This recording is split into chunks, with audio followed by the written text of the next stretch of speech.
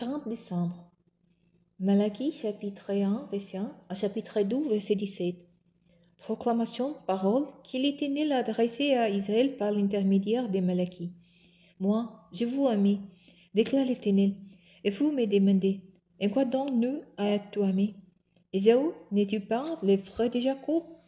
Demande l'Éternel, oh, j'aimais Jacob, et j'ai écarté Ésaü.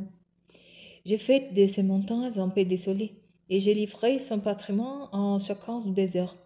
Et donc, on peut bien dire, nous avons été démolis.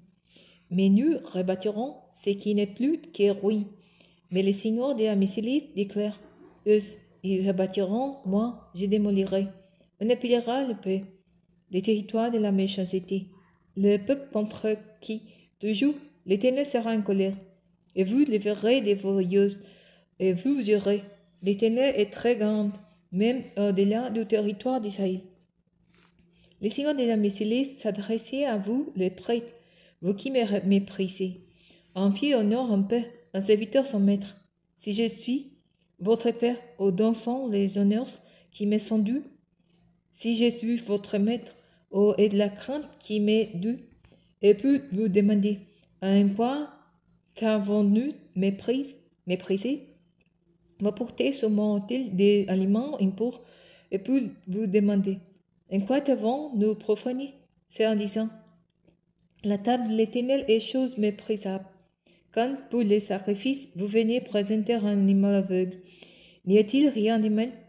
Et quand vous présentez un bête éclopé aux malades, n'y a-t-il rien de mal? Offrez-les donc à votre gouverneur. Sera-t-il content de vous? Vous fera-t-il bon accueil? Dit l'Éternel, le Seigneur des armées célestes. Ensuite, après avoir agi ainsi, vous venez supplier Dieu avoir pitié de vous. Vous fera-t-il bon accueil? Demande le Seigneur des armées célestes. Qu'enfin, parmi vous, se décidera à fermer les portes de mon temple, pour que vous n'allumiez plus inutilement les feux sur mon autel. Je n'ai qu'un plaisir en vous, dit l'Éternel, le Seigneur des armées célestes. Je n'agrée par l'offrande de vos mains. Car du soleil levant jusqu'au soleil couchant, ma renommée sera très grande au milieu des propres non israélites et partout, en tout lieu. De l'encens me sera offerte et des offrandes pour. Car parmi ce peuple, ma renommée sera très grande, dit l'Éternel, le Seigneur des armées célestes. Mais vous me profanez lorsque vous dites, la table du Seigneur est impure, et ce qu'il nous rapporte un aliment est vraiment méprisable. Que fardeau, dites-vous, et vous me dédaignez, déclare l'Éternel, le Seigneur des armées célestes. Vous portez ici des bêtes débordées, boiteuses aux malades, ce sont les vôtres offrandes. Croyez-vous que je vais les agréer de votre porte? Demande l'Éternel. Maudit soit le tricheur qui a dans son troupeau un mâle, qui s'engage par un vœu, pour qui offrait au Seigneur un bétraillé. Car je suis un grand roi, déclare l'Éternel, le Seigneur des armées célestes, et les peuples non israélites me craindront. Maintenant, c'est à vous, prêtres, que s'adresse ce avertissement. Si vous n'écoutez pas, si vous ne prenez pas encore de mon honoré, dit l'Éternel, le Seigneur des armées célestes, alors j'enverrai la malédiction contre vous, et vos bénédictions, je ferai les malédictions. Oui, je fais des malédictions, car aucun parmi vous ne prend de cœur de m'honorer. Je vais détruire votre postérité, et vous jeter à la figure les excréments des bêtes que vous offrez un sacrifice lors de vos fêtes. Et puis l'on vous importera dehors avec eux. Et vous reconnaîtrez que je vous ai donné ces avertissements afin que mon alliance avec la vie subsiste, déclare l'Éternel, le Seigneur des armées célestes. J'ai conclu mon alliance avec lui pour lui accorder la vie et les bien-être.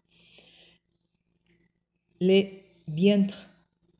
Je les lui ai donnés pour qu'il me rêvait, et il m'a révéré et tremblait devant moi. Sa bouche dispensait un enseignement vrai, et l'on ne trouvait sur les lèvres aucune fausseté. Il vivait avec moi dans la paix et avec droiture. Il a détenu de leur faute un grand nombre d'argent. Car les prêtres doivent s'attacher à la connaissance sévère qui l'on vient pour recevoir l'enseignement. Il est un messager du Seigneur des armées célestes. Mais vous êtes écarté du bon chemin. Par votre enseignement, vous avez fait tomber beaucoup de gens dans les péchés. Oui, vous avez rompu d'alliance conclue avec les vies, déclare l'Éternel, le Seigneur des armées célestes. Alors, de mon côté, je vous livrerai en mépris et hors dedans de tout le peuple.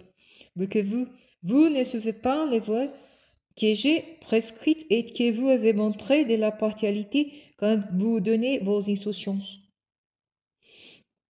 Ne sommes-nous pas tous enfants d'un Père unique? N'avons-nous pas été créés par un seul Dieu? Comment donc pouvons-nous agir avec traîtrise chacun envers son compatriote et profaner ainsi l'alliance conclue avec nos pères?